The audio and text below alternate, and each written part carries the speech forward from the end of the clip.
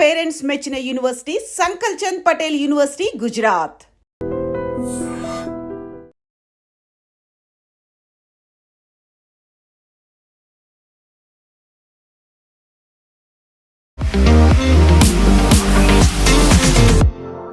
నమస్తే, నేను Kavitha. Welcome to I dream news and నిజాలు. హర్ముజ్ జలసంధి గుండా వెళ్లేటువంటి ప్రతి వాణిజ్య నౌక మీద 20% టోల్ ఛార్జ్ విధిస్తాము, వాటికి రక్షణ కల్పిస్తాము అని చెప్పినటువంటి డొనాల్డ్ ట్రంప్ గంటల వ్యవధిలోనే ఆ మాట మార్చేశారు. ఇప్పుడు టోల్ అనేది మేము వసూలు చేయము, కాకపోతే గల్ఫ్తో వాణిజ్య ఒప్పందాలు కుదుర్చుకుంటాము, ఆ వచ్చే డబ్బుతోనే మేము ఈ పనంతా చేస్తాము అనే మాట చెప్పింది. దీంతో పాటుగా గతంలోనే డొనాల్డ్ ట్రంప్ని లేపేయడానికి ఇరాన్ పన్నాగం పండింది అనేటువంటి మాటని ఇజ్రాయెల్ ట్రంప్కు చెప్పింది. ఆ నేపథ్యంలోనే 1000 మిసైళ్లతో ఇరాన్ మీద దాడి చేస్తామన్నారు. ఇప్పుడు సరికొత్తగా ఇంకొక న్యూస్ వస్తోంది. ట్రంప్తో పాటుగా అమెరికాలో ఉన్నటువంటి కీలకమైనటువంటి వ్యక్తుల ఫోన్లని ఇరాన్ ట్యాప్ చేస్తోంది అనేటువంటి మాట. ఇప్పుడు నిజంగానే ఇజ్రాయెల్ చెప్పినటువంటి మాట నిజమవుతోందా? అండ్ ట్రంప్ ఎందుకని 20% టోల్కి సంబంధించి వెనకడుగు వేశారు? నెక్స్ట్ ఏం జరగబోతోంది? హర్ముజ్ జలసంధి ఎప్పుడు ఓపెన్ అవుతుంది? మనతో పాటుగా ఉన్నారు సీనియర్ జర్నలిస్ట్ సురేష్ కొచ్చతిల్ గారు. సార్ నమస్తే. సో మీరు ముందే చెప్పారు 20% అనేది మళ్ళీ వెనకడుగు వేస్తారు అనేది, బట్ దాన్ని ఇంకో రకంగా చెప్పారు. గల్ఫ్ దేశాల దగ్గర విపరీతంగా డబ్బు ఉంది, వాళ్ళతో మేము వాణిజ్య ఒప్పందాలు చేసుకుంటాం, వచ్చే డబ్బుతో ఈ పని చేస్తాం, బట్ నేను కేర్ టేకర్ని హర్ముజ్ జలసంధికి అనేటువంటి మాట మళ్ళీ ఎందుకు అలా ఇండైరెక్ట్గా చెప్తున్నారు? అంటే బేసిక్లీ ఒకటి, ఇరాన్ని హార్ముజ్ స్ట్రైట్ని వాళ్ళ కంట్రోల్ ఉండకూడదని ట్రంప్ చాలా క్లియర్గా ఉన్నది. ఎందుకంటే కాంపిటీషన్ అయిపోయింది. ఇప్పుడు ఇరాన్ తీసుకుంటే ఇరాన్ కమిషన్ కొట్టేస్తారు, నేను తీసుకుంటే నా కమిషన్ రావాలని చెప్పి ఇప్పుడు కాంపిటీషన్ అయిపోయింది. సో ఇంటర్నేషనల్ మ్యారిటైమ్ రూల్స్ ప్రకారం మీరు ఒక ఫ్రీ ఫ్లోయింగ్ రివర్ సిస్టమో లేకుంటే ఓషన్ సిస్టమో మీరు టారిఫ్ ఛార్జ్ చేయలేరు, అది అలౌడ్ కాదు. అది దానికోసం ముందే మ్యారిటైమ్ వాళ్ళు ముందే చెప్పారు, ఇది ఇరాన్ చెప్పినప్పుడు చెప్పారు చేయలేరు మీరు, it's illegal as per law అని చెప్పేసి. మళ్ళీ ట్రంప్ అదే చేస్తున్నారు. మళ్ళీ మార్కో రూబియో మొన్న చెప్పారు that no nation can charge at toll అని చెప్పి. సడన్గా ఆయన నిన్న అడిగారు, మళ్ళీ ట్రంప్ అన్నారంటే అప్పుడే బహుశా ఆయన మాట్లాడుంటారు ట్రంప్ దగ్గర, డోంట్ డూ దిస్. ఇప్పుడు పెట్టుబడి అనేది చాలా ఓపెన్ సిస్టమ్, అమౌంట్ కమిట్మెంట్ లేదు. మీరు 2 బిలియన్ పెడతారా, 3 బిలియన్ పెడతారా. ఆల్రెడీ ఖత్తర్ అనేది యుఎస్లో చాలా పెద్ద ఇన్వెస్ట్మెంట్ ఉంది వాళ్ళది. ఖత్తర్ ఫౌండేషన్ అని చెప్పి, ఖత్తర్లో ఉన్న రాణి మదర్, షీ కంట్రోల్స్ ఇట్. యుఎస్లో ప్రతి యూనివర్సిటీలో పెట్టుబడి పెట్టి వాళ్ళ బ్రాంచ్ వాళ్ళు దోహాలో పెట్టుకున్నారు. జార్జ్టౌన్ యూనివర్సిటీ, మీరు కార్నెల్, మీరు ప్రతి university is there in Doha. ఎందుకు? షార్జా దగ్గర నుంచి కాంపిటీషన్ ఉంది వాళ్ళకి. షార్జా ఆయన కూడా ఇది కావాలని చెప్పి ఆయన కూడా పెట్టుబడి పెట్టారు. సో కండిషన్ ఏంటంటే యుఎస్లో మీరు మా దగ్గర 200 మిలియన్, 300 మిలియన్, 500 మిలియన్, $1 బిలియన్ ఇస్తే మాకు ఒక రెవెన్యూ చెస్ట్ లాగా ఉంటుంది మా దగ్గర. అక్కడ గవర్నమెంట్ డబ్బులు ఏమి రావు, ప్రైవేట్ యూనివర్సిటీ వాళ్ళ డబ్బులతో నడిపించాలని. సో వాళ్ళు ఏం చేస్తారు, వాళ్ళు ఈ డబ్బులు తీసుకొని సరే మాకు ఒక శాటిలైట్ యూనిట్ మీద మా దగ్గర అక్కడ పెట్టండి, ఏషియాలో ఉన్న పిల్లలంతా అక్కడికి వస్తారు, మా దగ్గర వచ్చి చదువుకుంటారని. ఇది ఖత్తర్ది స్ట్రాటజీ అన్నమాట. పైకేమో ఒక ఎడ్యుకేషన్ హబ్ని డెవలప్ చేస్తున్నామని చెప్పడంతో పాటు, ఎందుకంటే వీళ్ళకి తెలుసు ఏదో ఒక రోజు ఆయిల్ అనేది అయిపోతుంది, గ్యాస్ అనేది అయిపోతుంది. సౌదీ అరేబియా చూడండి, వాళ్ళు యుఏఈతో పోటీ పెట్టుకుంటున్నారు.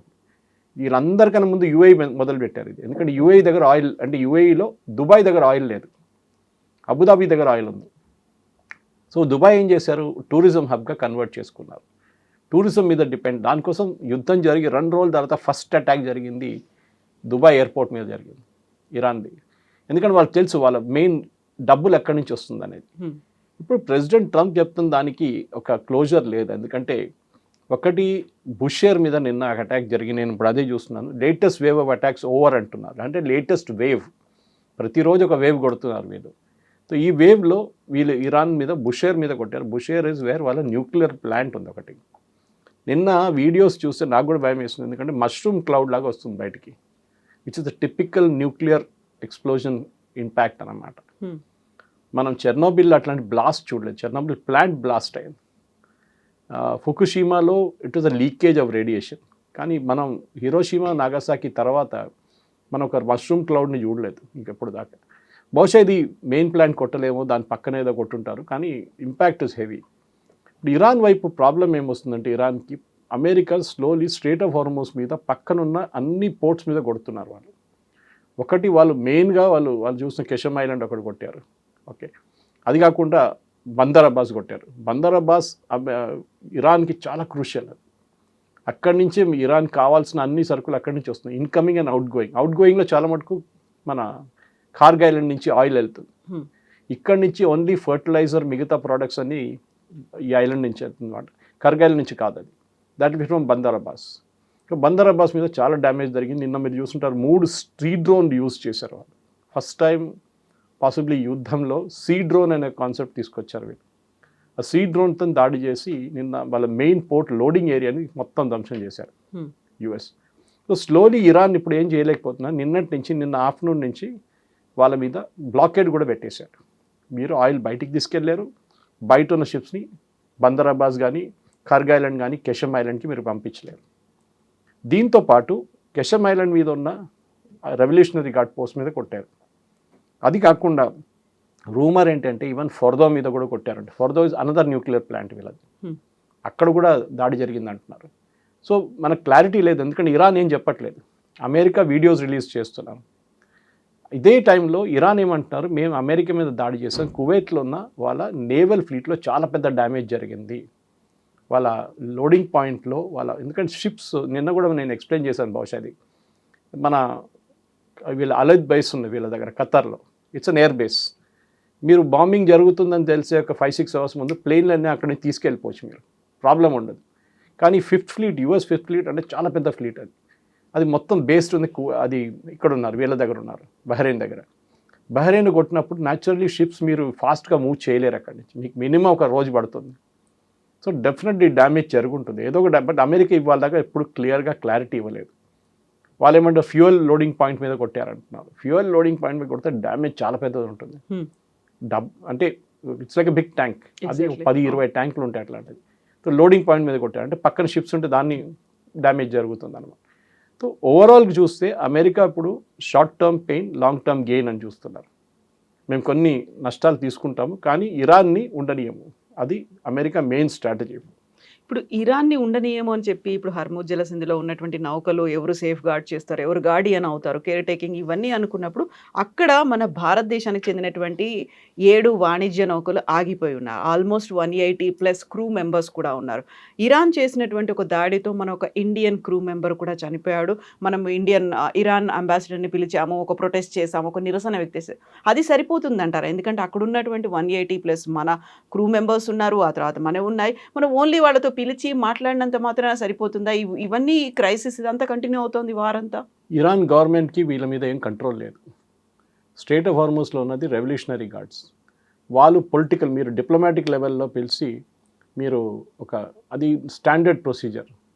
ఏదైనా ఘర్షణ జరిగితే, ఏదైనా ప్రాబ్లం ఉంటే ఆ దేశాన్ని వాళ్ళ ఒక 1 లెవెల్ బిలో ద అంబాసిడర్ ఉంటారు, ఆయనలు పిలిచి they give a return complaint saying మా వీళ్ళకి దాడి చేశారు. ప్రాబ్లం ఎక్కడ వస్తుందంటే వీళ్ళు ఈ దాడి చేసిన ship dozen belong to India. ఒకటి సైప్రస్ రిజిస్టర్డ్ ఒక షిప్ ఉండే, నిన్న కొట్టిన 2 షిప్పులు ఖతార్ది కొట్టుండే, దాని తర్వాత సౌదీ అరేబియన్ షిప్ మీద కొట్టారు. ఈ చాలా మటుకు కువైట్ షిప్స్ మీద కొట్టారు నిన్న 2 దానికన్నా ముందు. సో డ్యామేజ్ జరుగుతుంది. ప్రాబ్లం ఏంటంటే మన సీఫేరర్స్ చాలా దేశాల్లో పనిచేస్తారు, దేశాల కోసం ఉన్న షిప్స్లో పనిచేస్తారు వాళ్ళు. సో ఫిలిప్పీన్స్ వాళ్ళు ఇండియన్స్ కనిపిస్తారు మీకు మ్యాక్సిమం.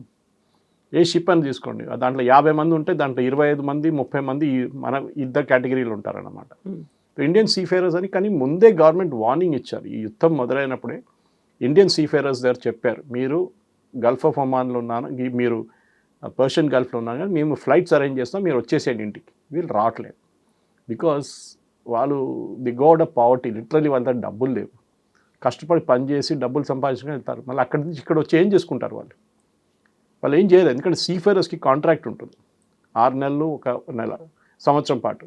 యూజువలీ 6 నెలలు పనిచేస్తే 6 నెలలు ఆఫ్ ఉంటుంది వాళ్ళకి. ఇక్కడ 3 నెలలు పనిచేస్తే 3 నెలలు ఆఫ్ ఇస్తారు, బికాస్ 24/7 పనిచేస్తున్నప్పుడు. ఈవెన్ ఆయిల్ రిగ్స్లో కూడా మీరు చూసుంటారు, అట్లనే పనిచేస్తారు వీళ్ళు. సో వీళ్ళ సీఫేరర్స్ని మనం ఏం చేయలేము. దీనికన్నా ముందు ఒకసారి ఇరాన్ ఫైర్ చేసినప్పుడు, యుఎస్ ఫైర్ చేసినప్పుడు ఒక సోల్జర్, మన సీఫేరర్ చనిపోయారు దాంట్లో. అదేంటి, ఆయన వాళ్ళకి చాలా క్లియర్గా వార్నింగ్ ఇచ్చారు, రిటర్న్ అని చెప్పి. ఈ క్యాప్టెన్స్ అంతా యూరోపియన్స్ ఉంటారు యూజువలీ, వాళ్ళకు ఒక అరగెన్స్ ఉంది, వాళ్ళు ఈరోట నాకు చెప్పడానికి అని చెప్పేసి వాళ్ళు ముందుకు వెళ్ళిపోతారు. అక్కడే జరుగుతుంది అంతా. వాళ్ళు ఇంజిన్ రూమ్లో ఉంటారు. నిన్న జరిగిన దాంట్లో ఇంజిన్ రూమ్ మీద కొట్టారు వాళ్ళు Iran. So engine room damage అయితే క్యాప్టెన్ ఉంటారు, క్యాప్టెన్ చనిపోతారు, లేకుంటే అట్లీస్ట్ ఇలా మేజర్ ఇంజరీస్. ఇది బో మీద కొడుతున్నారు, టాప్ పోర్షన్ మీద. అక్కడ కొట్టినప్పుడు అక్కడంతా మన సీఫేరర్స్ ఉంటారు, వాళ్ళు లుక్అవుట్లో ఉంటారు, వాళ్ళు చూస్తుంటారు ముందేం జరుగుతుంది, వెనక ఏముంది షిప్స్లో చూస్తుంటారు వాళ్ళు. సో డెఫినెట్గా yes, it should not happen. కానీ మనం పిలిచి ఇరాన్కి వార్నింగ్ ఇచ్చినా ఏం కాదు, ఎందుకంటే రెవల్యూషనరీ గార్డ్స్ ఇప్పుడు ఆ ఏరియా మొత్తం వాళ్ళ కంట్రోల్లో ఉంది. అండ్ వాట్ అబౌట్ అక్కడ స్టాండర్డ్ అయి ఉన్నటువంటి 7 షిప్స్ని మరి ఎట్లా తెప్పించుకుంటాం? అది మనం ఇప్పుడు యుఎస్ ఆర్ నేవీ హెల్ప్తోనే బయటికి తీసుకురావాల్సి వస్తుంది. కానీ నాకు సర్ప్రైజింగ్ ఏంటంటే ఇన్ని రోజులు ఈ సీజ్ ఫైర్ వచ్చినప్పుడు అన్నీ మూవ్ అవుతుండే, వీళ్ళు ఏమైపోయింది, వీళ్ళు ఎందుకు స్టక్ అయ్యారు? కొత్తగా వెళ్ళిన షిప్స్ అది కూడా డౌట్ ఉంది నాకు. ఐ డోంట్ థింక్ ఇది పాత షిప్స్ ఉండొచ్చు అని, అది ఇప్పుడు వెళ్ళి లోడ్ చేసిన షిప్స్ ఉండొచ్చు, అది ఇప్పుడు యుఎస్ నేవీ మూవ్ చేస్తున్నారు వాళ్ళు ఎట్లా. కానీ నిన్న మూవ్ అయింది I think only 5 ships move చేస్తుండే, 76 ఉండే 4 రోజుల క్రితం. Usual full before February 20th full మూమెంట్లో 124 షిప్లు మూవ్ అవుతుంది రెండు వైపుల నుంచి. ఇట్స్ వెరీ నారో స్ట్రెచ్, మీకు మనం ఎక్స్ప్లెయిన్ చేసాం కదా, ఒకటి గల్ఫ్ ఆఫ్ ఒమాన్ వైపు నుంచి వెళ్తే ఒకటి ఇరాన్ వైపు నుంచి వెళ్తుంది. 32 కిలోమీటర్లే విడ్త్ అది. Okay, the entire strait of Hormuz అనమాట. అక్కడి నుంచి బయటకు వస్తే it is normal Gulf of Oman నుంచి అరేబియన్ సీ వచ్చి మన గుజరాత్ వైపు రావచ్చు. ప్రాబ్లం ఏంటంటే అమెరికాకి ఒక ఈగో ఇష్యూ, వాళ్ళకి ఎట్లయినా షిప్లన్నీ బయటికి తీసుకురావాలి. ఎందుకంటే అమెరికాలో ఇప్పుడు మళ్ళీ ప్రైసెస్ పెరిగింది, గ్యాలన్కి $4 వచ్చేస్తుంది, $4 వచ్చేస్తుంది, విచ్ బ్యాడ్ న్యూస్ అనమాట ట్రంప్కి. ఆయన ఎట్లనో ఈ రేట్లు తగ్గించడానికి షిప్స్ని బయట తీసుకురావాల్సిందే. ఇప్పుడు మనం ప్రోగ్రామ్ మొదలుపోతే చెక్ చేస్తే 86 ఉంది $1 బ్రెంట్ క్రూడ్. మన ముర్బాన్ క్రూడ్ వల్ల Saudi Arabian crude is 81, which is what మనం కొనేటప్పుడు యూజువల్లీ అదే కొంటాం మనం. కానీ ఇంటర్నేషనల్ లెవెల్ క్యాల్కులేట్ చేస్తున్నప్పుడు వాళ్ళు బ్రెంట్ క్రూడ్ మీద క్యాల్కులేట్ చేస్తారు. లాస్ట్ వీక్ ఈ మళ్ళీ ఘర్షణ మొదలై ముందు అది 72, 68 దాకా కూడా వచ్చింది. So it is increase by $10 to $15, which is a good amount, big amount. కానీ మనకి ఇప్పుడు ఇమీడియట్ ఇంపాక్ట్ భారతదేశం మీద ఉండదు, మనం ఫార్వర్డ్ కాంట్రాక్ట్ సైన్ చేస్తాం ఇప్పుడు. ఇది మనం ఎట్లా అంటే ఇవాళ రేపటికి కావాల్సిన సరుకు ఇవాళ వెళ్ళి తీసుకోరు వాళ్ళు. They will sign for December now, forward contracts అంటారు దీన్ని. ఒక రేట్ పెట్టేసి ఆ రేట్ మీద క్యాల్కులేట్ చేసి వీళ్ళు they will have a deal with the companies అనమాట. సో మనకి ఇమీడియట్ ఇంపాక్ట్ ఉండదు, ఎల్ఎన్జీ మీద ఉంటుంది, ఎల్పిజి మీద ఉంటుంది, అది బహుశా ఉండొచ్చు. కానీ ఇప్పుడు ఇమీడియట్ నెక్స్ట్ 3 months ఉండదు. కానీ అమెరికాకు ఈగో ఉంది, మీరు అడిగిన మాటకి ఎస్ అమెరికా అంటున్నారు షిప్స్ హ్యావ్ టు మూవ్, మేము ప్రొటెక్షన్ ఇస్తున్నాం, మీకు ప్రాబ్లం ఏంటి అంటున్నారు. వాళ్ళేమో భయపడుతున్నారు. దీంట్లో అంతా మనం ఇన్సూరెన్స్ గురించి మాట్లాడామనుకుంటాం. మొన్న ఈ షిప్స్కి ఇన్సూరెన్స్ ఇవ్వాల్సి వస్తుంది. ఒక్క షిప్ కూడా వితౌట్ ఇన్సూరెన్స్ మూవ్ కాదు. మనం వెహికల్స్ తీసుకున్నప్పుడు థర్డ్ పార్టీ తీసుకుంటాం, లేకుంటే కాంప్రహెన్సివ్ తీసుకుంటాం, అది ఒక సంవత్సరానికి తీసుకుంటాం మనం. వీళ్ళకి అది కాదు, వీళ్ళకి ప్రతి ట్రిప్కి తీసుకోవాల్సి వస్తుంది. And they will look at the, మీరు యూరోప్లో తిరుగుతున్నారు, ఎక్కువ ఉండదు ఇన్సూరెన్స్. కానీ మీరు గల్ఫ్కి వచ్చారు, ఇప్పుడు పెరుగుతుంది. మీరు బాబుల్ మందేబ్ నుంచి వెళ్తున్నారా, మీరు స్ట్రెయిట్ ఆఫ్ హార్ముజ్ నుంచి వెళ్తున్నారా, then again one more issue. మీరు సూయజ్ కెనాల్ నుంచి వస్తున్నారా, మీరు పనామా కెనాల్ నుంచి వస్తున్నారా, లేదు మీరు మలక్కా స్ట్రైట్స్ నుంచి వెళ్తున్నారు. So insurance varies. కానీ ఇప్పుడు ఎవరు ఇన్సూరెన్స్ ఇవ్వట్లేదు ఈ షిప్స్కి. So they are taking personal risk అన్నమాట. సో ఇప్పుడు మొన్న జరిగిన 4 దాడుల్లో కూడా ఆ ships are owned by country, not by company. అదొక పెద్ద డిఫరెన్స్ అనమాట. 2 షిప్లు ఏమో వీళ్ళది ఉండే, ఖతార్ది ఉండే, ఒకటి కువైత్ది and 1 more Saudi Arabian. So వాళ్ళ ప్రాబ్లం ఏంటంటే ఇప్పుడు వాళ్ళ కంట్రీ వాళ్ళే నడిపించుకుంటున్నారు, వాళ్ళ ఫ్లాగ్ ఎక్కించుకొని they are moving out of the gulf. జరగాల్సింది, ఎందుకంటే జరగకపోతే మనకి 86 కాదు 90కి వెళ్ళిపోతుంది ఈజీగా. So we have to move the ships, ఇంకేం ఆప్షన్ లేదు మనకి. అక్కడ స్టాండర్డ్ అయిపోయినటువంటి మన ఇండియన్ షిప్స్ గురించి మాట్లాడుకుంటుంటే అమెరికాలోనే ట్రంప్ కాంగ్రెస్ ఒక డిస్కషన్ అనేది అవుతోంది, రష్యా మీద శాంక్షన్స్ని పెట్టాలి అనేది. ఇప్పుడు 500% ఉన్నదాన్ని 100%కి చేయాలా అనే దాంతో పాటుగా ఆ ఇంపాక్ట్ అనేది భారత్ అండ్ చైనా మీద కూడా ఉండబోతోంది. ఇండైరెక్ట్గా మనం దాన్ని తగ్గించుకునేటువంటి పరిస్థితి, రష్యా నుంచి చేసుకుంటున్నటువంటి ఇంపోర్ట్స్ని మనం తగ్గించుకోవాలి అనేది. సో అక్కడ ఇంపాక్ట్ అనేది మన భారతదేశం మీద ఎలా ఉంటుంది? మీకు గుర్తుంటుంది, బైడెన్ ఉన్న టైంలో బైడెన్ మనకు చెప్పారు రష్యా దగ్గర నుంచి ఆయిల్ కొనుక్కోండి. అప్పుడు మోదీ గవర్నమెంట్ ఏం చెప్పారు, మీరు బ్యాన్ పెట్టారు కదా, మా మీద కూడా మీరు టారిఫ్ పెట్టేస్తారంటే కాదు, మీరు కొనుక్కోండి. ఫస్ట్ 30 days ఇచ్చారు, ఆ తర్వాత ఎక్స్టెండ్ చేశారు. అదే జరుగుతుంది. ఎందుకంటే రష్యన్ క్రూడ్ మార్కెట్లో రాకపోతే మళ్ళీ రేట్లు పెరుగుతాయి. అదే చేశారు బైడెన్ టైంలో. ఏం చేశారు, భారతదేశం మనం రష్యా దగ్గర నుంచి క్రూడ్ కొనేసుకొని మనకి కావాల్సిన క్రూడ్ పెట్టుకొని 50 నుంచి 40 నుంచి 50% పెట్టుకొని మిగతా రిఫైన్ చేసి మన యూఎస్కి అమ్మాం. మనం ఆలోచించండి, రష్యన్ క్రూడ్ రష్యా నుంచి డైరెక్ట్ కొనకుండా మన దగ్గర వచ్చి రీఫైన్ చేసి పంపించారు. ఈవెన్ నో కవిత గారు, India is the largest exporter of fuel. మనం అనుకుంటాం, మన కొత్తగా ఎక్కువ ఫ్యూయల్ లేదు కదా మన దగ్గర. మనం ఎట్లా లార్జెస్ట్ ఎక్స్పోర్టర్ ఎట్లా అయిపోయాం మనం రష్యాకి ఎక్స్పోర్ట్ చేస్తున్నాం డీజిల్ ఇప్పుడు, రష్యన్ రిఫైనరీస్ కొట్టిందని చెప్పేసి. చైనా న్యూస్ ఇప్పుడే వచ్చింది, చైనా వాళ్ళ ప్రీ పాండమిక్ లెవెల్కి వచ్చేసిందంట వాళ్ళ రిజర్వ్స్. వాళ్ళ 290 రోజులు రిజర్వ్స్ ఉన్నాయి. బహుశా అది పడిపోయి ఇప్పుడు 120-130కి వచ్చేస్తుందండి, which is a very dangerous thing. China లాంటి రాజ్యం. అది కాకుండా ఇప్పుడు యూఎస్ మీరు చెప్పినట్ల శాంక్షన్ పెడితే ఏమవుతుంది? China will not bother. China అంటారు రేపటి నుంచి యూఎస్కి ఒక స్పేర్ పార్ట్ కూడా మేము పంపించమంటారు. మళ్ళీ ట్రంప్ దిగొస్తారు. ఇదంతా ప్రపోజల్ పెట్టింది లిండ్సే గ్రామ్.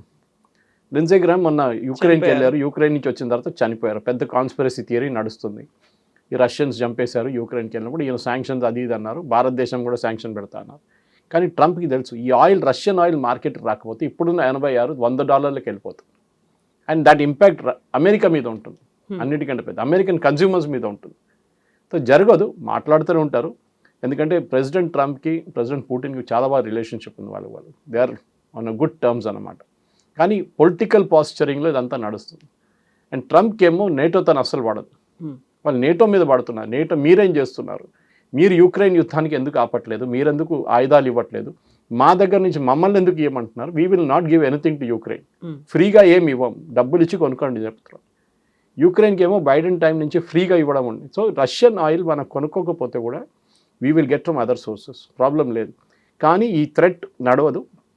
మీరు చెప్పినట్లు ముందుకు వ్యవహరిస్తారు, 30 రోజులు అంటారు, తర్వాత ఇంకా 30 రోజులు అంటారు, అది పొడిగించుకుని 120 దాకా పోతుంది అది. సో ఈ ఇష్యూస్ అన్నీ కొనసాగుతున్నప్పుడే ట్రంప్ ఇంకొక స్టేట్మెంట్ కూడా ఇచ్చారు, అక్కడ ఉన్నటువంటి పవర్ ప్లాంట్స్తో పాటుగా బ్రిడ్జిలు వీటన్నిటిని మేము లేపేస్తాము అనేటువంటి మాట, వి బాంబ్ దెమ్ అనేటువంటి ఒక మాట, ఒక స్టేట్మెంట్.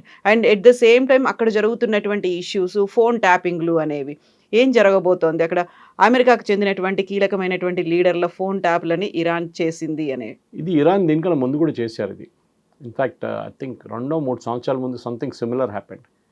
అది ఎలక్షన్తో ఒక కనెక్షన్ ఉండే దానికి. అప్పుడు జరిగిన ఎలక్షన్తో ఫోన్ ట్యాప్ చేస్తున్నారు, ఫోన్ రష్యన్స్ ఇన్ఫ్లుయెన్స్ చేస్తున్నారు, చైనీస్ ఇన్ఫ్లుయెన్స్ చేస్తున్నారు, ఇరానియన్స్ హ్యాకింగ్లో చాలా మంచి ఎక్స్పర్ట్స్ వాళ్ళు. అండ్ దీనికన్నా ముందు కూడా వాళ్ళు చేశారు. కానీ ఇప్పుడు వచ్చిన దాంట్లో వార్తల్లో ఇజ్రాయెల్ కనెక్షన్ ఒకటి వచ్చింది. ఇజ్రాయెల్ వీళ్ళ ఫోన్స్ ఎప్పటి నుంచో ట్యాప్ చేస్తున్నారు. ఎట్లా తెలిసిందండి వీళ్ళందరు కమాండర్లు ఒక చోట ఉంటారని? వాళ్ళ తోడు ఫోన్ తీసుకెళ్లారు వాళ్ళు. ఆబ్వియస్లీ వీళ్ళందరూ ఒకటే బిల్డింగ్లో ఉన్నారని తెలిసిపోయింది. ఫోన్ ఆన్ చేయగానే లొకేషన్ తెలిసిపోతున్నారు, మన లొకేషన్ కూడా ఆన్ చేయక్కర్లేదు. Your phone has an IMEI location which can trace it. అది ఇజ్రాయెల్ ఎక్స్పర్ట్స్ దాంట్లో. మనం పెగసస్ అనే ఒక సాఫ్ట్వేర్ విన్నాం, మనం కూడా కొనుక్కొచ్చుకున్నామనే ఆరోపణ ఉంది ఇప్పుడు కూడా. We are using it. అది మనం బయట ఎక్కువ మాట్లాడడం దాని గురించి, ఎందుకంటే it's used against terrorist mostly. So Israel దగ్గర, Israel is the production home for Pegasus. అట్లాంటి వాళ్ళ హై ఎండ్ సాఫ్ట్వేర్ ఉంది. మొన్న ప్రెసిడెంట్ ట్రంప్కి థ్రెట్ వచ్చినప్పుడు CIA and secret service proof అడిగారంట ఇజ్రాయెల్ దగ్గర. మీకు ఎట్లా తెలిసింది అంత? So Israel I believe of course confidential బేసిస్లో షేర్ చేశారు అది 1-to-1లో. దాని నుంచి these people all came to, అప్పుడే ఈ న్యూస్ బయటకు వచ్చింది దట్ ఇరానియన్ ఫోన్స్ అంతా వీళ్ళు ట్యాప్ చేస్తున్నారని. మీకు గుర్తుంటుంది మన దగ్గర ఈ పేజర్ బాంబ్ బ్లాస్ట్ జరిగింది, ఓకే, హమాస్ వ్యతిరేకంగా. హమాస్ లీడర్స్ అందరినీ ఆల్మోస్ట్ టాప్ 20-25 లీడర్స్ని తీసేశారు వాళ్ళు ఒకటేసారి. ఏం చేశారు, ఆ పేజర్ ఒక కంపెనీ పేరు మించి తయారు చేయించారు. ఒక ఇండియన్ ఇన్వాల్వ్డ్ ఉండే దాంట్లో. ఆ కంపెనీ అసలు ఎగ్జిస్టే లేదు, కానీ వాళ్ళ కోసం యూట్యూబ్ వీడియో పెట్టారు, వీడియోలు తయారు చేశారు, కంపెనీ వెబ్సైట్ తయారు చేశారు, ప్రైసింగ్ పాయింట్స్ పెట్టారు, అమెజాన్ లాంటి దాంట్లో సేల్స్ పెట్టేశారు. సో ఇరాన్ కొనుక్కున్నారు అది. ఇరాన్ కొనుక్కొని హెజ్బుల్లాకి పంపించారు, హూతీలు పంపించారు, అండ్ హమాస్ పంపించారు. దాంట్లో హమాస్కి వెళ్ళే ఫోన్లలో వీరు ఆ బాంబు పెట్టారు, చిన్న బ్యాటరీ బాంబు పెట్టి 2 సంవత్సరాల తర్వాత దాన్ని బ్లాస్ట్ చేశారు. అది వీళ్ళ కేపబిలిటీ. ఇజ్రాయెల్ మొసాడ్ కానీ Shin Bet, Mossad is our external, Shin Bet is our internal secret service. They are CIA కన్నా చాలా మంచి. ఈవెన్ మీరు అమెరికన్ కాదు, ఏ కంట్రీ సీక్రెట్ సర్వీస్ కూడా ఇజ్రాయెల్ దగ్గర రాలేరు. సో చేశారు, ఎస్, దాంట్లో డౌట్ లేదు. ఎందుకంటే మీకు గుర్తుంటుంది, పాత ఒక కేసు ఉండే, ఇరాన్ న్యూక్లియర్ పవర్ ప్లాంట్ నడిపించే అండ్ వాళ్ళ పవర్ గ్రిడ్ది సాఫ్ట్వేర్ ఒకటి ఉండే.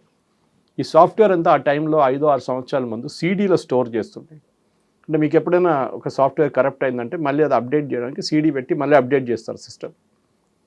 ఒకరోజు ఇజ్రాయలీ సీక్రెట్ సర్వీస్ అంటే మొసాడ్ వీళ్ళు వచ్చి ఈ ప్లాంట్ లోపల దూరి వాల్ట్ ఓపెన్ చేసి, సీక్రెట్ వాల్ట్ ఓపెన్ చేసి ఈ సీడీలు 500 సీడీలు పట్టుకెళ్ళిపోయారు ఇజ్రాయెల్కి. ఇరాన్కి తెలియలేదు. వాళ్ళు అనుకున్నారు వాల్ట్ ఉంది, వాల్ట్ బాగానే ఉంది. మూడో రోజు నెటన్యాహు ప్రెస్ కాన్ఫరెన్స్ పెట్టి ఈ సీడీలను డిస్ప్లే చేసిన అప్పుడు ఇరాన్ తెలిసింది మా దగ్గర ఉన్న సీడీలు కొట్టేశారు వీళ్ళని. So this is nothing surprising. And యుద్ధంలో ఎప్పుడు అంటాం కదా all is fair in love and war అని. సో ఇది కూడా అంతే. దెన్ ఇది నడుస్తుంది ఇంకా.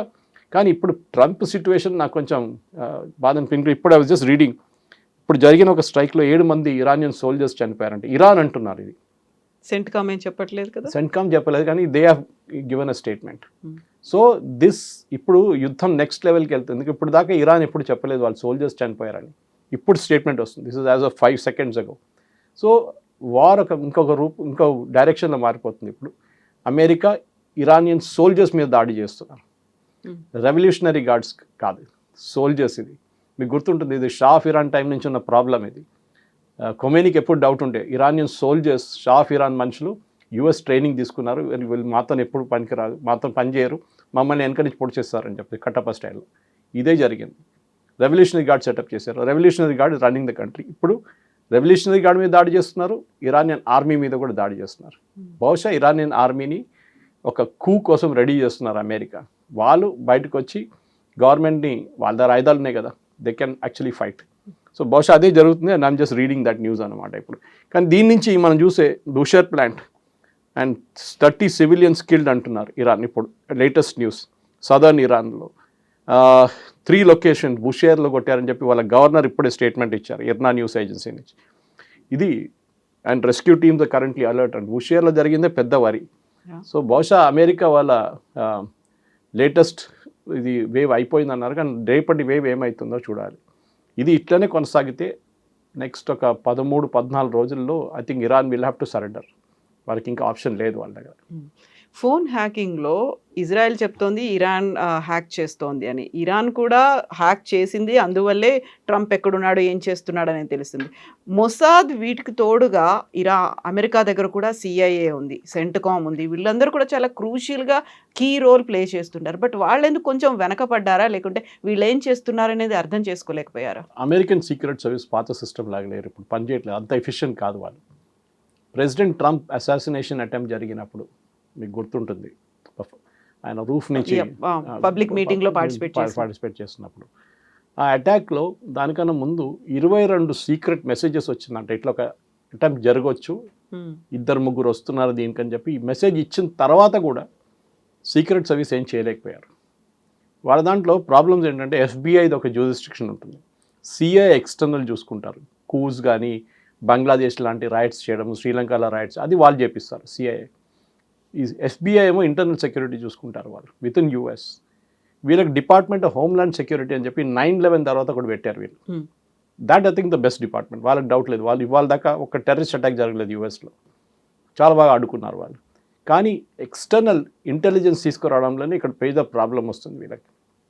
మీరు బిలీవ్ చేయరు, వాళ్ళు అమెరికా అక్యూజ్ చేశారు ఇజ్రాయెల్ని దట్ యూ హ్యాక్డ్, మా సిస్టమ్స్ హ్యాక్ చేశారు, మా ఫోన్స్ హ్యాక్. అమెరికా ఎప్పుడూ అక్యూజ్ చేస్తున్నారు. అంటే ఇజ్రాయెల్ డినై చేయట్లేదు. ఇజ్రాయెల్ ఎప్పుడు చెప్పారు మేము చేయట్లేదు చేస్తామని. ఇజ్రాయెల్ తెలుసు, మీరు ఒక నంబర్ ప్లేట్ పెట్టి ఒక కార్ తిరిగితే యూఎస్లో Israel has access to it. అంత డీప్ యాక్సెస్ ఉంది వాళ్ళకి. అండ్ డెఫినెట్గా ఇరాన్ దగ్గర ఆ రోజు ప్రెసిడెంట్ ట్రంప్ ప్లేన్ చేంజ్ చేయాల్సి వచ్చిన కారణం అది. He had to go from the new air force 1 to the old air force 1. ఎందుకంటే క్లియర్గా వీళ్ళు టర్కీలో అంకారా నుంచి ప్లేన్ టేక్ ఆఫ్ చేస్తున్న టైంలో షూట్ చేయడానికి ఇరాన్ ప్లాన్ వేసుకున్నారు, మిసైల్ పెట్టేసి కొట్టడానికి. కానీ ఆ రోజు చెప్పిన తర్వాత రూట్ మార్చేశారు. ప్రెసిడెంట్ ట్రంప్ యూఎస్ వెళ్లకుండా లండన్కి వెళ్ళారు. లండన్కి వెళ్ళి లండన్ నుంచి ఎయిర్క్రాఫ్ట్ మార్చి మళ్ళీ కొత్త ఎయిర్ ఫోర్స్ 1 నుంచి అక్కడికి వెళ్ళారు. సో కన్ఫ్యూజ్ చేయడానికి అన్నమాట బేసిక్. ఇప్పుడు మీరు ఆలోచించండి నెటన్యాహు సెక్యూరిటీ ఎంత ఉంటుంది. ఎందుకంటే మీరు మన ఇరాన్ రిలీజ్ చేసిన లిస్ట్లో number 1 is not Trump, number 1 is Netanyahu. So Israeli prime, ఎందుకంటే మనం చూసాం దీనికన్నా ముందు కూడా they lost 1 prime minister terror అటాక్తో ఇట్లానే ఆయన అసాసినేట్ చేశారు. అది Yitzhak Rabin or somebody else, I don't remember, one of them died అట్లా. సో సెక్యూరిటీ చాలా టైట్ ఉంటుంది ఇజ్రాయలీ లీడర్స్ ఎప్పుడు. అండ్ ఇజ్రాయెల్కి ఒక పారానోయా ఉంది. వాళ్ళు ఇంగ్లీష్లో అంటారు లుకింగ్ ఓవర్ యువర్ షోల్డర్ అని చెప్పి, వెనక ఎవరి నుంచి వస్తున్నాడు చూస్తూనే ఉంటారు. ఎవరు వెన్నుపోటు పడుస్తారు డెఫినెట్గా. ఎందుకంటే వాళ్ళు ఒక దేశం అట్లనే వాళ్ళు పుట్టారు. వాళ్ళు దే వర్ బోర్న్ ఇన్ 1948 మే, మనకి ఇండిపెండెన్స్ వచ్చి 1 సంవత్సరం తర్వాత. ఇవాళ కూడా ఇజ్రాయేలీ సీక్రెట్ సర్వీస్ మనతో పనిచేస్తున్నారు. మనకి కార్గిల్లో అమెరికా జీపీఎస్ డిసేబుల్ చేసేసారు. మన ఎయిర్క్రాఫ్ట్ కానీ మన గ్రౌండ్ స్టేషన్స్ కానీ జీపీఎస్ వాడలేకపోయారు. ఆలోచించండి, మీరు హైదరాబాద్లో ఉన్న సడన్లీ జీపీఎస్ ఆఫ్ చేస్తుంది, ఎందుకంటే we're depending on American satellites. ఇప్పుడు మన శాటిలైట్స్ తయారు చేసుకున్నాం దానికోసం. So now your local GPS use చేసి, మొన్న ఒక ఎయిర్క్రాఫ్ట్ కూడా మన దగ్గర సివిలియన్ ఇండిగో ఆ జీపీఎస్ యూస్ చేసి ఫ్లై చేశారు. Okay, I think Mumbai to Delhi I think it was. So చాలా క్లియర్గా ఇజ్రాయేలీ ఇంటెలిజెన్స్ అనేది టాప్ క్లాస్, అంటే డౌట్ లేదు. వాళ్ళు హ్యాక్ చేశారంటే ఐ విల్ బిలీవ్ దట్ అన్నమాట. కానీ ప్రాబ్లం ఎక్కడ వస్తుందంటే ఇజ్రాయెల్లో వాళ్ళు అమెరికన్ అంతా వాళ్ళకి they don't trust, American trust చేయరు వాళ్ళు. చాలా పెద్ద ప్రాబ్లం ఉంది అమెరికాలో. ఎందుకంటే దీనికన్నా ముందు కూడా అమెరికాతో సహాయం చేసినప్పుడు కూడా చైనీస్ హ్యాక్ చేశారు. చైనీస్ అమెరికన్ సిస్టమ్స్లో హ్యాక్ చేసినారు వాళ్ళు, దాంట్లో కూడా వాళ్ళ ఎక్స్పర్ట్స్. రష్యన్స్ దానికన్నా పెద్ద ఎక్స్పర్ట్స్, వాళ్ళు కూడా హ్యాక్ చేస్తున్నారు అమెరికన్ సిస్టమ్స్కి, ఎస్పెషలీ పెంటగన్లో ఉన్న సిస్టమ్స్ హ్యాక్ చేయడంలో. ఇది ఒక గేమ్ కవిత గారు, ఇది అందరు చేస్తారు, మనం కూడా చేస్తాం. దాంట్లో కొత్తదేం లేదు. కొంతమంది మాట్లాడతారు దాని గురించి, కొంతమంది మాట్లాడతారు అంతే. సో పాకిస్తాన్లో ఉన్న పవర్ సిస్టమ్, మీరు ఇరాన్లో ఇప్పుడు కాదు ఒక 6 సంవత్సరాల ముందు ఇరానియన్ గ్రిడ్ కొట్టేశారు మొత్తం. ఒకరోజు రాత్రి entire Iran went blank. Israel చేసిన పని అది. స్టుక్నెక్స్ అని చెప్పి STUNEXT అని చెప్పి ఒక software, worm software, they put it into the Iranian grid. అది మొత్తం సిస్టమ్స్ ఫార్మాట్ చేసి పడేసింది. And within no time Iran went blank. మన దగ్గర పవర్ గ్రిడ్ ఉంది చూడండి, ఇక్కడ కూడా థ్రెట్ ఉంది మనకి. ఒకరోజు జరిగింది అది మన దగ్గర కూడా, పవర్ గ్రిడ్లో ఎవరో హ్యాక్ చేశారు. సో పవర్ షట్ డౌన్ చేయడం చాలా ఈజీ. యుద్ధం మొదలైంది అనుకోండి, ఆ రోజు మీరు పవర్ షట్ డౌన్ చేస్తే ఏం చేస్తారు? ఎయిర్ ఫోర్స్ ఫ్లై చేయలేరు, ఆర్మీ ఏం చేయలేరు, నేవీ ఏం చేయలేరు. సో ఇది చాలా మన ఇప్పుడు యుద్ధం అనేది మనం రష్యా యుక్రెయిన్ యుద్ధం నుంచి నేర్చుకుంటున్నాం. మన ఏదో 1000 మంది పరిగెత్తుకుంటూ వెళ్తున్నారు, ట్యాంకులు వెళ్తున్నాయి, అదే అన్నీ అయిపోయినాయి. దాట్ ఎరా ఇస్ ఓవర్. ఫిజికల్ వార్ఫేర్ అనేది ఉండదు, ఇంకా లేదు. ఫేస్ టు ఫేస్ కాంబాట్ లేదు. It is more technology. ఇక్కడ నుంచి ఒక బటన్ ప్రెస్ చేస్తాం, అక్కడ ఒక మిసైల్ వెళ్ళి పడుతుంది, వాళ్ళు అదే చేస్తారు, ఇక్కడ వచ్చి పడుతుంది. ఇదే జరుగుతుంది. డ్రోన్ యూజ్ చేస్తుంది. మనం చూస్తున్నాం ఇరాన్ ఇన్ని రోజులు ఎట్లా అడ్డుకున్నారు యూఎస్ని. జార్డన్ మీద ఫైర్ చేశారు. మన I was analysing the distance. Jordan అంటే you have to cross Israel. మొన్నదాకా ఇజ్రాయెల్ మ్యాక్సిమం అటెంప్ట్ అనుకున్నాం, ఇజ్రాయెల్ క్రాస్ చేసి జార్డన్ మీద కొట్టారు. అఫ్కోర్స్ వాళ్ళు అడ్డుకుంటున్నారు అని చెప్తున్నారు వాళ్ళు, ఎందుకంటే అక్కడ ఒక US ఎయిర్ ఫోర్స్ బేస్ ఉంది, దాని మీద కొట్టారు వీళ్ళు. మీకు యుద్ధం మొదలైన డిగోగాషి మీద కొట్టిన గుర్తుంటుంది, అది అక్కడ దాకా చేరుకోలేదు. అంటే ఇరాన్ దగ్గర 1500-2000 రేంజ్ ఉంది అనుకున్నారు కిలోమీటర్, కానీ వాళ్ళ దగ్గర ఇప్పుడు ఉన్నది 2200-2300 రేంజ్ కూడా ఉంది వాళ్ళ దగ్గర. అది డీకెపాసిటేట్ చేసి, అది డెస్ట్రాయ్ చేస్తేనే యూఎస్కి రాత్రి నిద్ర వస్తుంది, లేకుంటే రాదు వాళ్ళకి. Next step attack possibly US ships మీద జరగవచ్చు అని చెప్పి US ఇంటెలిజెన్స్ చెప్తున్నారు. అంటే వీళ్ళ గల్ఫ్ ఆఫ్ ఒమాన్లో 2 ఎయిర్క్రాఫ్ట్ క్యారియర్స్ ఉన్నాయి. అబ్రహాం లింకన్ నుంచి జార్జ్ W. బుష్ ఉంది. దాన్ని బ్యాటిల్ గ్రూప్ అంటారు. నేను చెప్పాను చూడండి, ఒక మదర్ షిప్ వెళ్తున్నప్పుడు దాంతో చుట్టూ ఒక 10-12 షిప్స్ ఉంటుంది, ఇంకా వార్ షిప్స్ ఉంటుంది మదర్ షిప్ని ప్రొటెక్ట్ చేయడానికి. సో అక్కడ ఆల్మోస్ట్ 26 నుంచి 28 షిప్స్ ఉన్నాయి అక్కడ. నేను సెంట్కామ్ ఒక పిక్చర్ కూడా రిలీజ్ చేశారు దాని మీద బహుశా దాడి జరిగితే దెన్ ఇరాన్ నెక్స్ట్ గేమ్ మొదలవుతుంది అక్కడి నుంచి. ఇరాన్ చాలా ప్రాక్సీ గ్రూపులను మెయింటైన్ చేస్తుంది, అందులో హూతీలు ఉన్నారు, హమాస్, హిజ్బుల్లా ఉన్నారు అనుకుంటే. ఇప్పుడు హూతీ సౌదీ అరేబియా మీద అటాక్ చేసింది, ఆ పర్మిషన్ మేము ఇవ్వలేదు అంటుంది. హూతీలు వీళ్ళ బియాండ్ కంట్రోల్లో ఉన్నారా, వీళ్ళ చేతుల్లో లేకుండా వాళ్ళంతటి వాళ్ళు డెసిషన్స్ తీసుకుంటున్నారా? అది మనం హోర్మూస్లో చూస్తున్నాం కదా. హోర్మూస్లో ఉన్న రెవల్యూషనరీ గార్డ్స్ తెహరాన్ నుంచి ఆర్డర్స్ తీసుకుంటలేరు వాళ్ళు లోకల్ కమాండర్స్ డిసైడ్ చేస్తున్నారు. లేకుంటే ఖతర్ షిప్ మీద ఎవరు దాడి చేస్తారు? మీతో నెగోషియేట్ చేస్తున్న వాళ్ళు ఖతర్, వాళ్ళు ఇరాన్లో కూర్చున్న టైంలో తెహరాన్లో ఉన్నప్పుడు వాళ్ళ షిప్ మీద దాడి చేశారు. ఇప్పుడు హూతీ దగ్గర ఎందుకు జరిగిందంటే కవిత గారు, మొన్న ఈ టీం ఒకటి హూతీ టీం, వీళ్ళ యాక్చువల్ పేరు అన్సరుల్లా హూతీస్ అంటారు వీళ్ళు ఇరాన్ ప్రాక్సీస్ అనగానే వీళ్ళు అందరూ చదువుకుంది కోమ్లో, వీళ్ళు మోస్ట్ రిలీజియస్ సిటీ ఇరాన్లో. అక్కడ వీళ్ళందరూ ఎక్కడి నుంచి వస్తారు, ఖమేనీ ఉన్నారు, వాళ్ళ కొడుకు ముస్తఫా, అందరు అక్కడ చదువుకున్నారు మద్రసాలో. వీళ్ళు ఒక మహాన్ ఎయిర్ అని చెప్పి ఎయిర్ ఉంది, ఇరాన్ ఎయిర్లైన్స్ ఒకటి, దాంట్లో వీళ్ళు వచ్చి పికప్ చేశారు వీళ్ళ దగ్గర ఎయిర్క్రాఫ్ట్ లేదు కదా.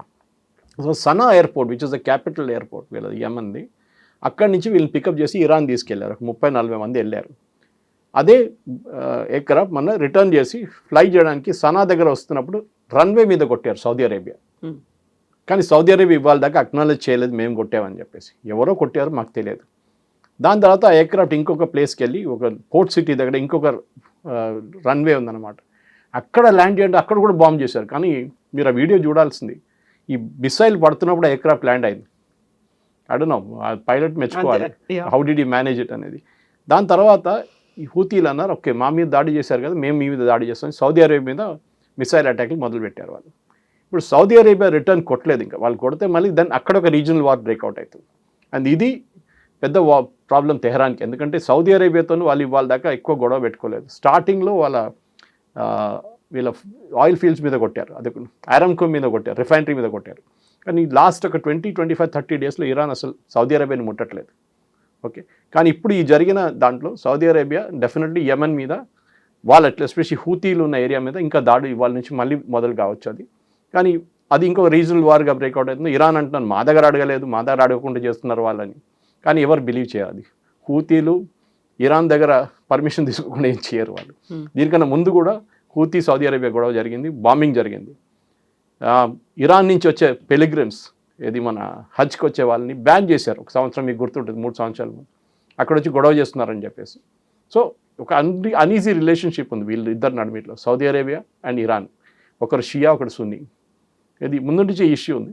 అది ఇంకా చూడాలి. ఇప్పుడు హూతీలకు కూడా అంత కెపాసిటీ లేదు, ఇప్పుడు వాళ్ళ దగ్గర ఆయుధాలు లేవు ఎక్కువ. కానీ వీళ్ళేమంటారంటే ఈ వచ్చిన ఎయిర్క్రాఫ్ట్లో మనుషులు కాకుండా ఆయుధాలు తీసుకొచ్చారు ఇరాన్ నుంచి అని. That was the main problem అనమాట. సో మనకు నిజం ఏం జరిగిందని మనకు తెలియదు, కానీ సౌదీ అరేబియా దగ్గర ఇంటెలిజెన్స్ టాప్ క్లాస్ ఇంటెలిజెన్స్ ఉంది, దాంట్లో డౌట్ లేదు.